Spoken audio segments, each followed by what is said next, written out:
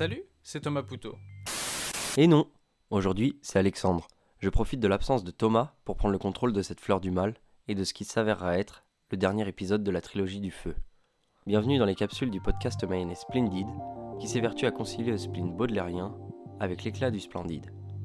Le premier mercredi de chaque mois, un invité passe au kaléidoscope émotionnel pour narrer son histoire et nous donner ses antidotes au vague à l'âme. Conscient que les émotions peuvent fluctuer du tout au tout, parfois au sein d'une même journée, nous vous conseillons des fleurs du mal, autrement dit des conseils culturels dont les empreintes resteront à jamais des cicatrices, tantôt heureuses, tantôt douloureuses, mais jamais innocentes.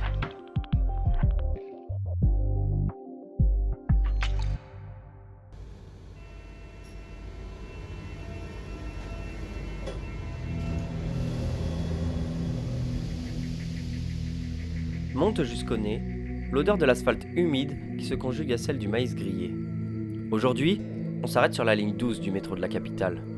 À l'instar du rap de Paris Nord, l'artiste dont je vais vous parler est un homme du spleen qui sait mettre, comme ses tripes, ses émotions sur la table. Aujourd'hui, je vous emmène en balade avec le morceau Brûle de Giorgio, extrait de son album Era. En effet, débuté avec L'Enfant brûlé, roman de Stig Dagerman, poursuivi avec le long métrage de Pablo Larraín, Emma, cette série de fleurs du mal, invoquée sous le joug du feu, ne pouvait que se clôturer avec le morceau Brûle de Giorgio. Le choix de ce morceau sonne comme une évidence là où la forme contraste avec le fond, telle une fleur du mal que l'on entretient avec amour. Au marché de l'emploi, souvent l'amour guide les pas, mais le manque d'argent tue les âmes. L'espoir s'enfuit dans la fumée noire. Dans cet extrait tiré du premier couplet, il n'y a plus lieu de croire, puisque l'espoir s'enfuit dans la fumée noire. Aux habitants qui vivent sur un territoire où la réalité est cruelle, le manque d'argent tue parfois les âmes. Le constat est amer, le plafond de verre impossible à briser. C'est cette dure réalité que l'artiste nous conte au fil de ce titre. C'est pourtant sur les mesures d'une instru aux sonorités électroniques que l'artiste lâche un texte plein d'amertume, dans lequel il n'hésite pas à faire un travail introspectif.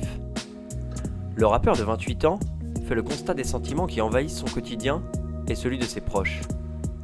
Il raconte ainsi la jeunesse d'une vie pleine de contradictions qui, tout en étant difficile à accepter, font de lui la personne qu'il est et qu'il devient. Il fait alors de son mal de vivre un art, comme l'écrit Flint, un des précurseurs de l'écriture du rap nord-parisien et l'une des nombreuses influences de Giorgio. Voici un extrait de son morceau « J'éclaire ma ville ».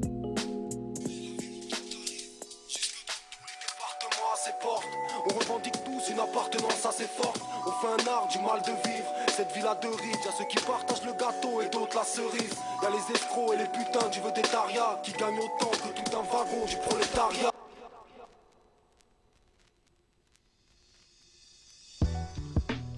Pour revenir sur les raisons du choix de ce texte, dans son pré-refrain, Giorgio fait pleinement référence à une des notions à laquelle nous sommes attachés dans Splendid, celle de l'envers et de l'endroit, celle du yin et du yang, celle défendue par Bengt dans La première fleur du mal, où il écrit « On sait aussi que pour pouvoir commencer de vivre, il faut avoir commencé de mourir. » Giorgio, lui, chante « Il n'y a pas la vie sans la mort, mis à mort. »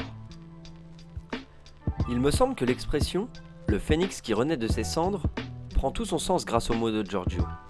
Lui qui, brûlé et détruit par la vie, entame un nouveau cycle, celui de sa reconstruction. À l'image de ses deux derniers albums, dans son dernier couplet, Giorgio fait preuve de lucidité face aux difficultés de cette métamorphose. Un miroir brisé, des poèmes qui brûlent, mon corps qui hurle encore et encore. J'ai toujours le cerveau qui fume, mais j'essaie de m'en sortir, même si je m'attends au pire. Marre de faire semblant, je vais fuir avec ma silhouette dans le vent. Je te promets que c'est tentant.